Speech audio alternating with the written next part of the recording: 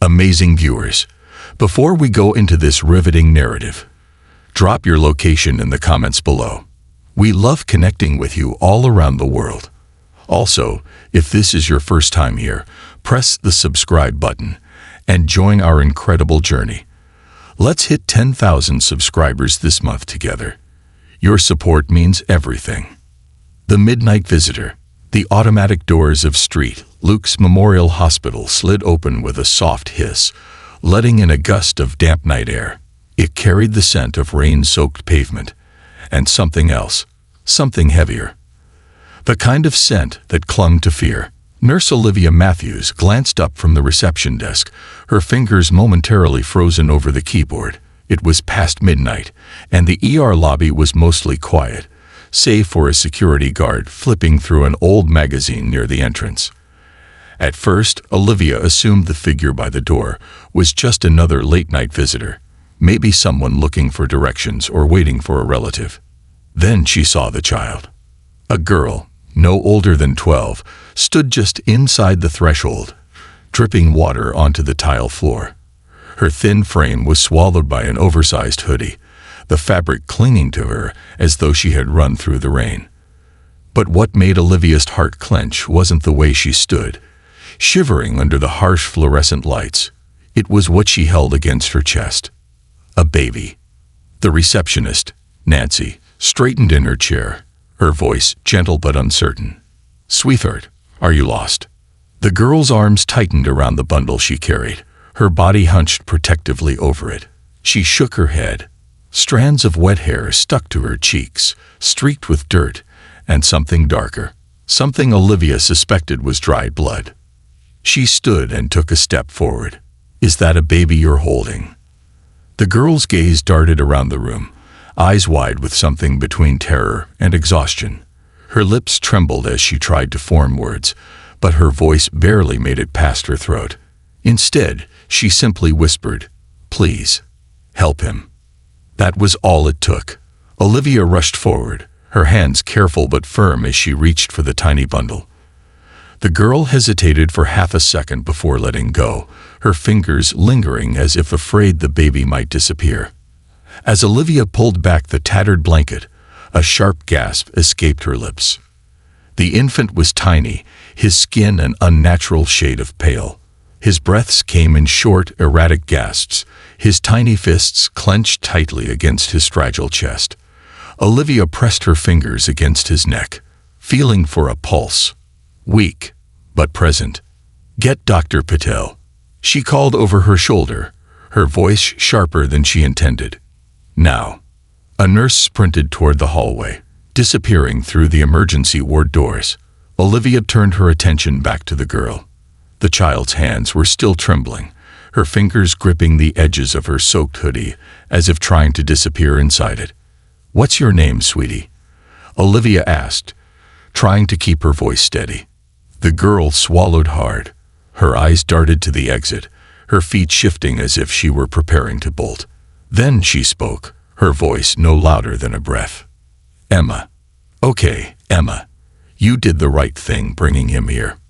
Can you tell me?" But before Olivia could finish, Emma whispered two words that sent ice straight through her veins. "Daddy." "Bruces." The words weren't loud, but they carried a weight that dropped like a stone in the pit of Olivia's stomach. Her gaze flicked to the baby, then back to Emma, whose fingers were now curled so tightly into her sleeves that her knuckles had turned white. Nancy's voice barely wavered as she turned toward the phone. "I'm calling the police." Emma flinched, her entire body going rigid. "No," she whispered. "Please, if he finds me." "You're safe here," Olivia assured her. "No one's going to hurt you." But Emma wasn't convinced. She knew something they didn't, something she had lived with for far too long. Within minutes, the sound of sirens cut through the quiet hospital air, red and blue lights flashing against the lobby windows. Olivia watched as Emma's breathing quickened, her body recoiling as officers entered the room. A tall man with salt and pepper hair stepped forward, his badge glinting under the fluorescent lights. Detective Mark Sullivan. He had been on the force for over 20 years, had seen the worst the world had to offer. But as he looked at the small, terrified girl in front of him, something in his gut twisted. He crouched to her level, his voice calm but firm. "Emma, my name is Detective Sullivan. Can you tell me what happened?" Emma stared at the floor, her lips pressed together so tightly they turned white. Olivia watched as Mark softened his expression, lowering his voice. "You're not in trouble," he promised. "We're here to help you." For a moment, Olivia thought Emma might not answer. Then, her small voice broke the silence. "He hurts us," she whispered. "He'll hurt my brother too." Mark's jaw tightened, but his voice remained gentle. "Who does, Emma?" Her breath hitched, a single tear slipped down her cheek. "Todd." Mark didn't have to ask for a last name. The moment he heard it, his expression hardened. Olivia didn't know much about police work, but she knew that look, the look of the man who had dealt with monsters before. He pulled out his radio. "I need a unit at 1451 Oakwood Drive. Suspect, Todd Reynolds. Approach with caution." Emma's shoulders tensed at the sound of her stepfather's name. Even in a hospital filled with police officers and doctors, she didn't feel safe. Mark saw it, too. He placed a reassuring hand on her shoulder. "Emma, listen to me. He's not going to hurt you anymore. We'll make sure of that." But Emma didn't respond, because she had heard those promises before, and every time, Todd had found her again. The weight of silence. The emergency room felt colder now. The flashing red and blue lights from outside cast eerie shadows across the sterile white walls, but Emma barely noticed. She sat on the edge of a plastic chair, arms wrapped tightly around herself, her small frame barely filling the oversized hoodie she wore. Her baby brother had been taken into the pediatric unit, but she wasn't allowed to go with him. They had told her it was for his safety, that doctors needed to make sure he was okay. But all Emma felt was the emptiness in her arms. She had carried him so far, through the rain, through the fear, only to have him taken away by strangers in white coats. The words, "Daddy," "Bruce's," still hung in the air like a storm cloud, dark and heavy. Detective Sullivan sat across from her, his presence calm yet firm. He had placed his notebook on the table between them, but he hadn't written a single word yet. He wasn't rushing her. Emma knew what he wanted. The story, the details, but the truth was, she didn't know where to start. She had spent years perfecting the art of silence. "Emma," Sullivan finally said, his voice steady but soft.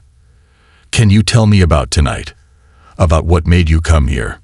She stared at the floor, her toes barely peeking out from under the hem of her soaked jeans. The fabric clung to her skin, still damp from the rain. The cold felt like it had settled into her bones, like she'd never be warm again. "It's okay," Sullivan added. "Take your time." Emma's fingers found the frayed edges of her sleeves, twisting and pulling.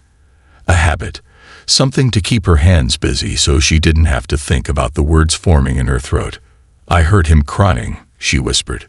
Sullivan leaned in slightly, but not too much. He knew better than to push. Emma swallowed hard. "Todd doesn't like it when the baby cries." Her voice cracked on the last word. And for a moment, she felt 12 years old again. Not the 12 years she actually was, but the kind of 12-year-old that carried something too big for her bones. The kind that didn't get to be a kid. "He gets mad," she continued, barely above a whisper. "At night, when Mom's not home. He doesn't want to deal with it." Sullivan's jaw tightened. Olivia, who had stayed nearby, exchanged a glance with him. They both knew what was coming next. Emma kept talking, but it wasn't really talking. It was like she was unfolding something old and fragile, a memory she had kept buried too long. "I tried to calm him down before Todd woke up. I really did," she said quickly, her fingers tightening into her sleeves. "But he wouldn't stop crying, and Todd, he. She couldn't say it, but she didn't have to." Sullivan exhaled through his nose, slow and controlled. Olivia turned slightly, pressing a hand to her chest as if it might help the ache growing there. Emma blinked fast, forcing herself not to cry. She hated crying. Crying made Todd angrier. "He grabbed me first," she finally said, her voice almost too soft to hear. "Told me I was useless, that I couldn't even take care of my own brother." Sullivan reached for his notepad now, flipping it open but still not writing anything. "Not yet. He threw me against the wall," she said. "Then he picked up the baby." Her breath hitched, and for the first time, she looked up, her brown eyes glassy and distant. He was going to hurt him. The room went completely still. Emma's throat felt tight, like she was swallowing glass, but she kept going. "I begged him to stop. I promised I'd be good, that I'd clean the house better, that I'd never leave toys on the floor again, that I'd—" She clenched her jaw, forcing herself to stop. She had done this too many times. Bargained. Promised. It never worked. "He wasn't listening," she whispered. "So I ran." Her arms felt empty again, hollow. "I grabbed my brother and ran as fast as I could. I didn't even have shoes." Sullivan finally wrote something in his notepad, but his eyes never left her. "You ran straight here." She nodded. I knew the hospital would have people. That someone would help us." She paused, then said, more to herself than anyone else, "I thought I was supposed to protect him." Something inside Sullivan broke at that. "You did," he said. "You protected him, Emma. You saved his life." Emma shook her head. "I should have left sooner." Sullivan leaned forward, his voice steady but firm. "Emma, listen to me. What happened tonight? That wasn't your fault. None of it. Do you understand?" Emma didn't answer. She didn't know how to believe those words. A soft knock at the door interrupted the moment. Olivia stood, opening it just enough to let in a younger officer with a radio clipped to his belt. "They got him," he said. Sullivan nodded.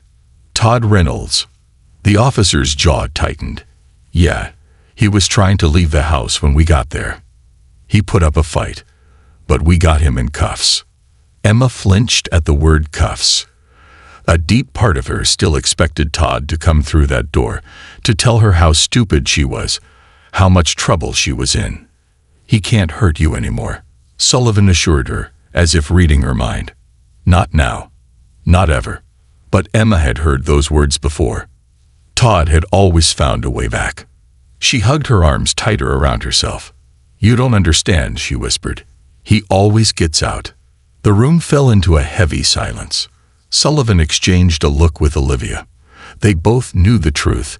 Monsters like Todd had slipped through the cracks before, restraining orders that weren't enforced, courts that handed out slaps on the wrist. But not this time. Not if Sullivan had anything to do with it. He stood and walked toward the door, signaling the officer. "Make sure he doesn't get out," he said firmly. "I don't care what it takes." The officer nodded before stepping out. Sullivan turned back to Emma, his expression softer now. "You're safe," he repeated, "and we're going to make sure it stays that way." Emma stared at him for a long moment, and for the first time that night, she almost believed him. The scars no one sees. The hospital air was thick with the scent of antiseptic and something heavier, something Emma couldn't name but had lived with for years. Fear, maybe. The kind that settled into her bones, that made her feel like no matter how far she ran, she'd never be far enough. She sat curled up in a chair in a dimly lit hospital room, knees tucked to her chest, her fingers gripping the fabric of her hoodie like it was the only thing keeping her from unraveling. The weight of exhaustion pressed down on her, but sleep wouldn't come.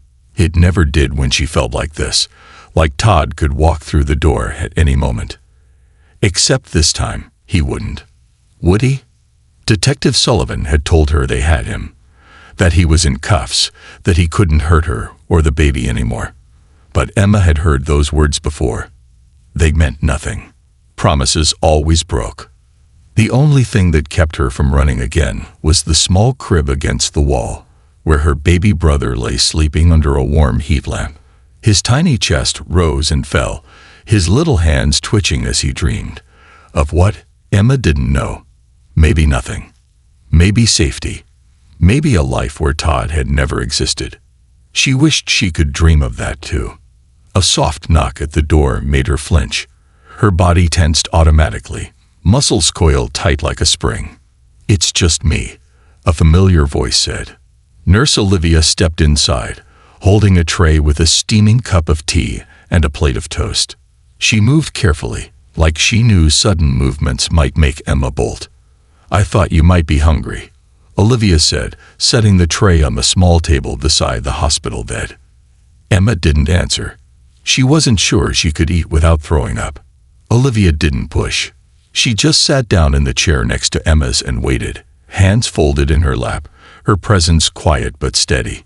Emma had spent years learning how to read people, how to anticipate Todd's moods, how to disappear when he was in one of them. But Olivia wasn't like Todd. She didn't press, didn't demand answers, didn't make Emma feel small. That almost made it worse. Because when people were kind, it made her feel like maybe she didn't deserve all the terrible things Todd had told her she did. After a long silence, Olivia spoke again. "I know it probably doesn't feel real yet," she said softly.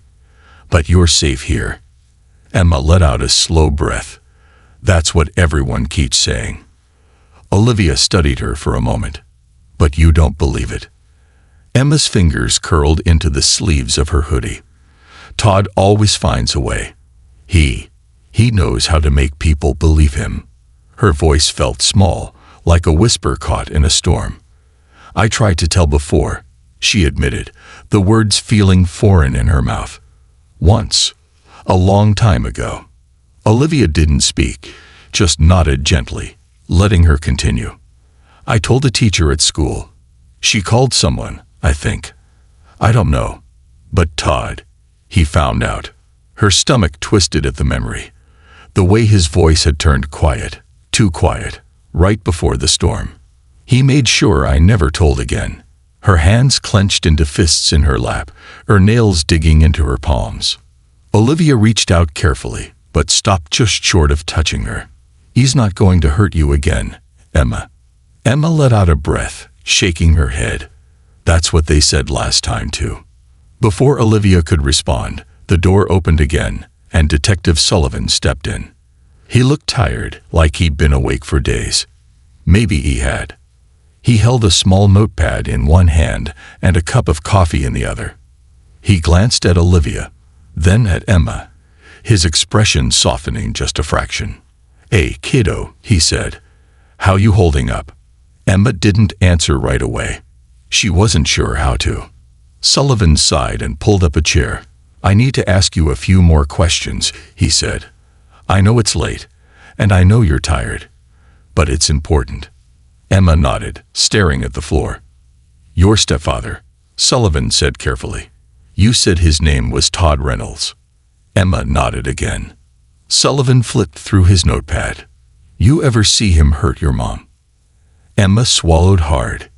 "He doesn't hit her," she admitted. "Not like me.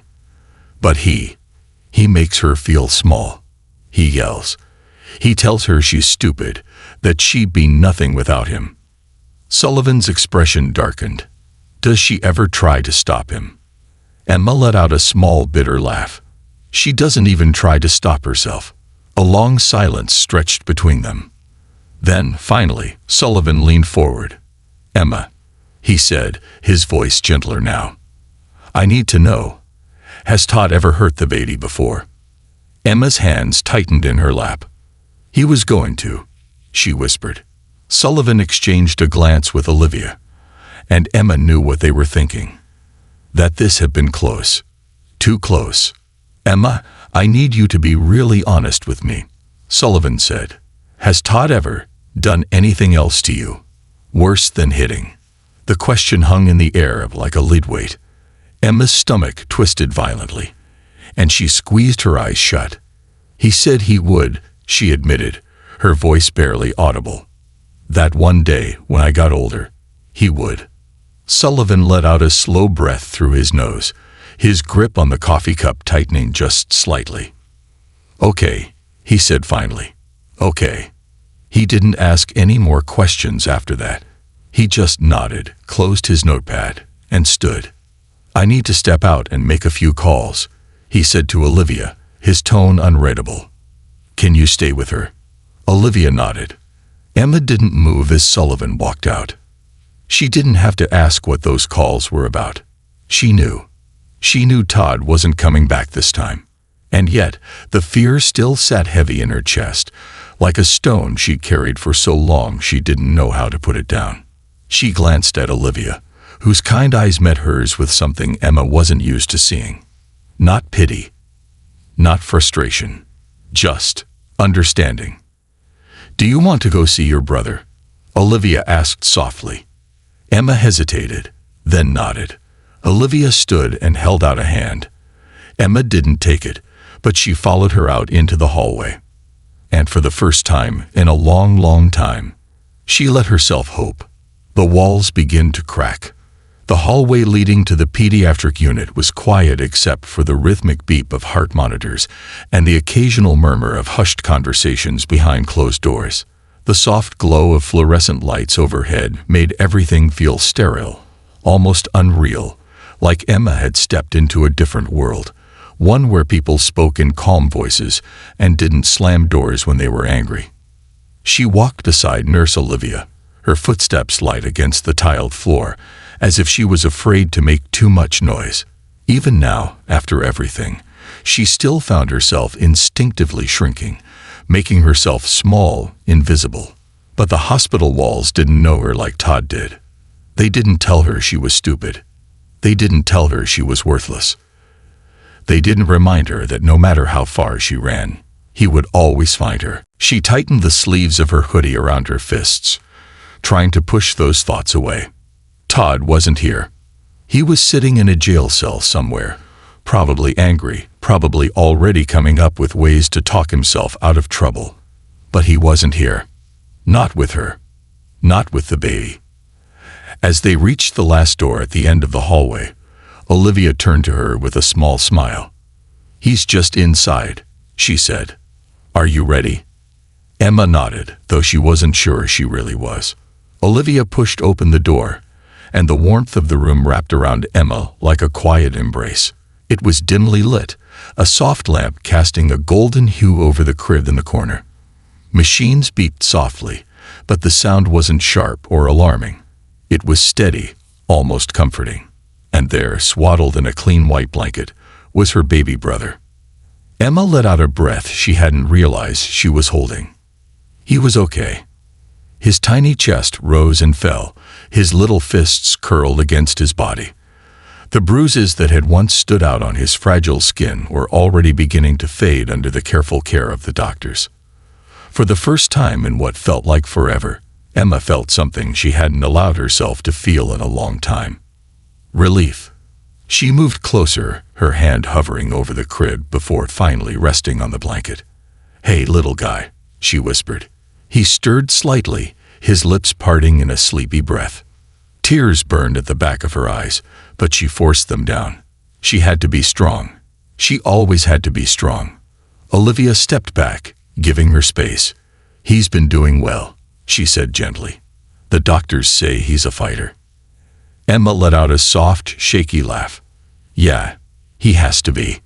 She traced a finger along his tiny hand, feeling the warmth of his skin against hers. "He doesn't have to fight anymore," Olivia said. Emma swallowed hard. That's not how the world works.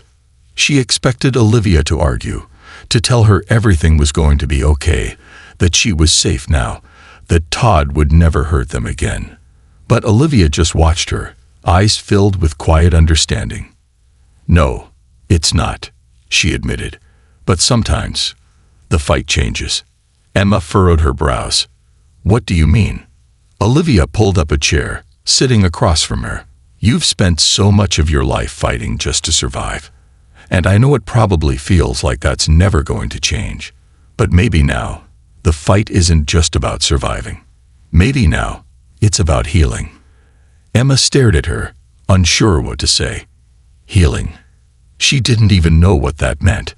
She had spent so long living in a world where love was conditional, where kindness had strings attached, where safety was just a temporary illusion. She didn't know how to be anything but afraid. "I don't know how to do that," she admitted, her voice barely above a whisper.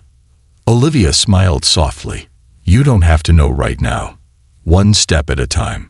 Emma looked back at her brother, watching the slow rise and fall of his breathing. "Is he going to a foster home?" she asked, her voice tight. Olivia hesitated. "There's a process," she said carefully. "Social services will determine the best place for him. But they'll make sure he's safe." The words felt like a knife to the gut. Safe. She had fought so hard to keep him safe, and now she might lose him anyway. Her fists clenched. "I can take care of him," she said suddenly. Olivia's expression softened. "Emma." "I can," she insisted, turning to her. "I know how to. I've done it before. I kept him safe from Todd. I can change his diapers. I know how to feed him.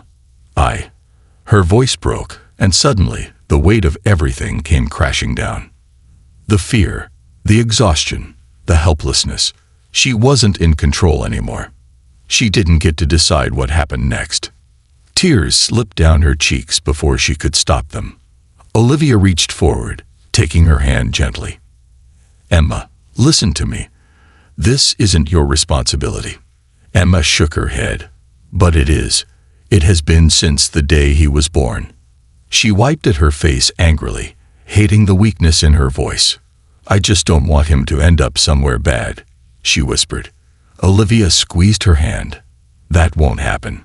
He's going to be okay. And so are you." Emma wanted to believe her. She really did.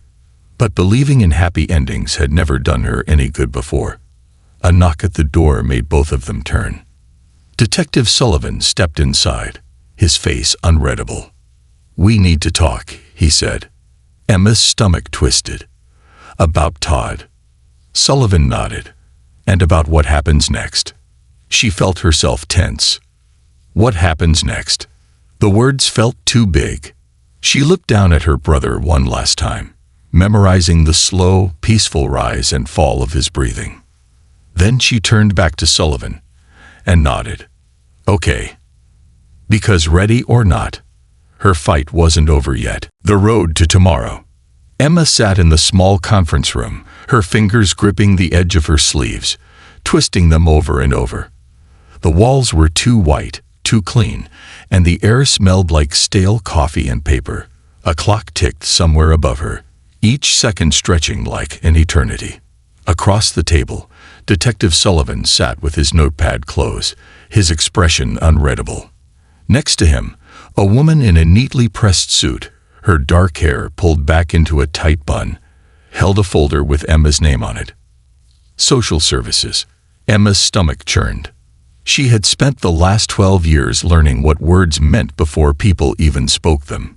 She could see them forming in their eyes, in the way they sat, the way they breathed. And right now she knew. They were deciding what would happen to her. What would happen to the baby? What would happen to the only family she had left? Sullivan leaned forward, his voice calm but firm. "Emma, I know this is a lot, and I don't want to overwhelm you, but we need to talk about what happens next." Emma swallowed hard. "What do you mean?" The woman in the suit, Miss Calloway, she had introduced herself as, opened the folder. "We've already confirmed that Todd Reynolds won't be getting out anytime soon," she said. "With the charges against him, he'll be in prison for a long time." Emma's breath caught. Prison. Not just locked up for a night. Not just another slap on the wrist. Prison. She wasn't sure what to feel. For years, Todd had been the shadow looming over every part of her life, a constant presence she had learned to live with, like a storm she had stopped trying to outrun. Now, the storm was gone. So why did it feel like she was still waiting for the thunder? Ms. Calloway continued. "Your baby brother is currently under protective care in the hospital, and we're working on finding him a safe placement. But, Emma..." She hesitated. Emma stiffened. "Here it comes. You're 12 years old, Miss Calloway said gently. "And as much as you love him, you can't be his legal guardian." The words hit harder than she expected. She had known. Of course, she had known. But hearing it out loud made it real. "I can take care of him," she said, her voice barely above a whisper. Sullivan exhaled through his nose, rubbing a hand over his face. He looked like he wanted to say something but was holding back. Miss Calloway gave her a soft, understanding look. "I don't doubt that. But you're still a child yourself, Emma. You deserve to be taken care of too." Emma gritted her teeth. "I don't need." But she stopped. Because the truth was, she didn't know what it felt like to be taken care of. She had never been given that choice. For as long as she could remember, she had been the one keeping herself together. Keeping the house quiet when Todd was in one of his moods. Keeping the fridge stocked with whatever little food she could scrounge together. Keeping the bruises hidden so no one would ask too many questions. Keeping herself from falling apart. Emma swallowed the lump in her throat. "I just don't want to lose him." Miss Calloway nodded. "You won't." Emma looked up sharply. "What?" Sullivan finally spoke. "We've been talking with some people, Emma, about finding a situation that keeps you both together." Her heart nearly stopped. Together. The word felt fragile, like a thread she was afraid to pull too hard on in case it unraveled. Miss Calloway leaned forward, folding her hands on the table. "There's a foster family willing to take you both. A woman named Grace Harper. She's a nurse here at the hospital. She's been fostering for years, and when she heard your story, she said she wanted to help." Emma blinked. "The doctor?" Sullivan nodded. "Yeah, she's good people. I know it's a lot to take in, but you wouldn't just be another case to her. She actually cares." Emma didn't know what to say. For years, she had told herself that it was just her and the baby against the world. No one else. No one who cared. No one who stayed. But now there was a door open that had never been there before. And for the first time, she wasn't sure if she was too afraid to walk through it. She looked down at her hands, then at the folder with her name on it. "I don't know how to do this," she admitted. Miss Calloway's voice was gentle. "You don't have to do it alone." Alone. Emma had been alone for so long. She wasn't sure she knew how to be anything else. But then she thought about the tiny crib in the other room. About the way her baby brother had clutched her finger in his sleep. The way he had trusted her to keep him safe, even before he knew what trust was. She had run through the night to save him. Maybe now, it was time to let someone save her too. She let out a slow breath, forcing herself to meet Miss Calloway's gaze. "What do I have to do?" Sullivan gave her a small smile. "Just say yes." Emma hesitated for only a second. Then she nodded. And for the first time, the walls she had built around herself didn't feel so heavy. Maybe, just maybe, she didn't have to carry them alone anymore. This concludes the story. Thank you for watching until the end. I hope you found it enjoyable. If you did, please consider liking the video and sharing it with your friends. Don't forget to subscribe to our channel and activate the notification bell for more captivating stories. Have a great day.